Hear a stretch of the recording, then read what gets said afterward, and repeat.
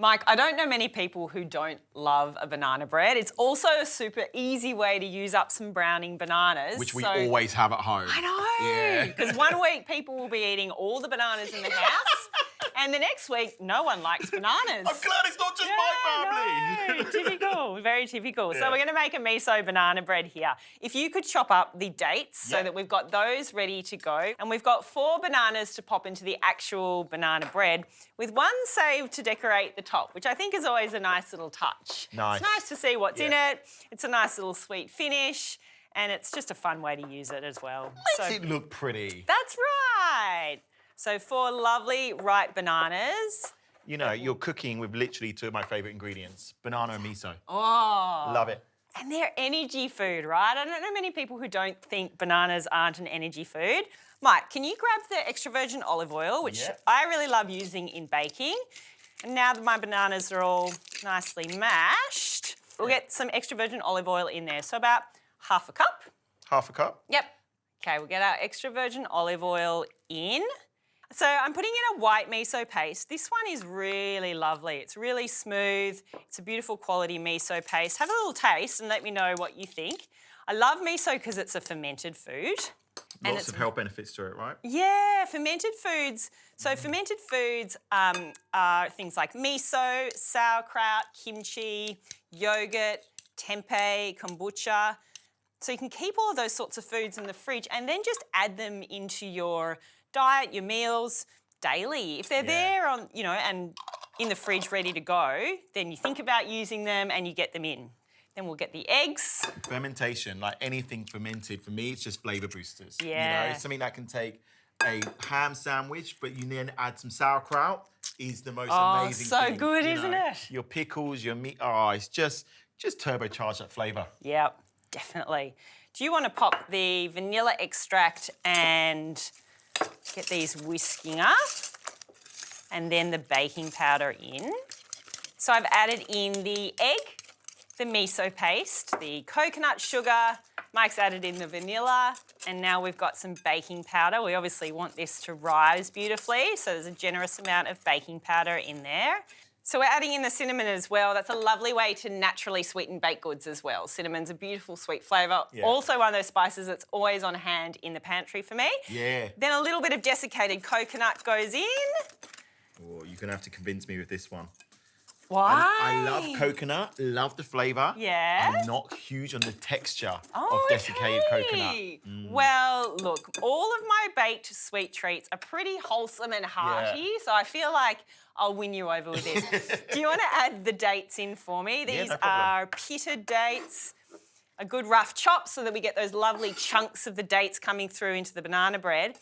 And I've got a mixture of flours to use in our miso banana bread today because the reality is sometimes I don't have everything I need on hand. So you have to get creative with what you do have on hand. So I'm going to go half-half. So we've got 3/4 of a cup of the wholemeal, which has, you know, quite a strong and it's beautiful and fibrous flour.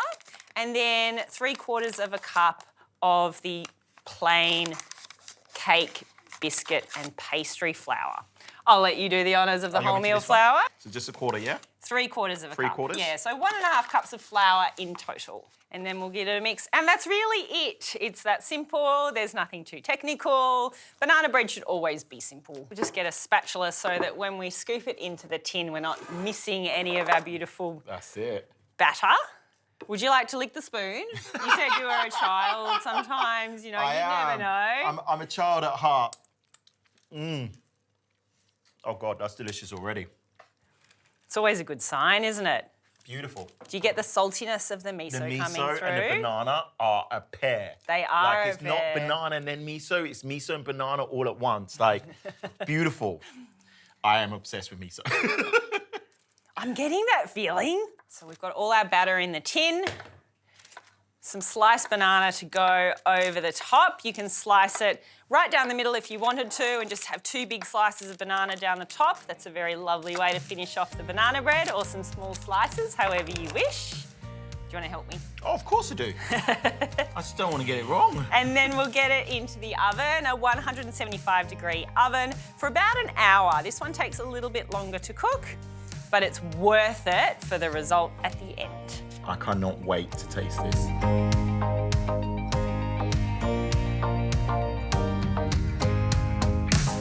So that's cooled in the tin for about 30 minutes, which is important, and then we'll let it cool for a little bit longer on the rack. If you can wait for a little bit longer, that is. I personally love hot banana bread, and of course, if we're going to have it with Mike's lashings of butter, then we want it warm so the butter melts onto it as you eat it. There we go, nice big chunks of date in there. Have a look at that. That's a good looking banana bread. That's beautiful gorgeous. Big pieces of date. Yeah. It's lovely and moist. And then the banana and the miso. It's time to try it. Oh, let's do it. All right. All right, you've got the bread. Oh, you've got the butter. Do all that. Snuck it in earlier. Oh, lather it up, let's see. Just a little bit. Perfect. This looks so good, so moist.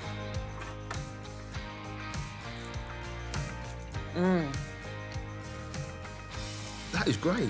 Honestly, that banana with the miso is such a good pairing.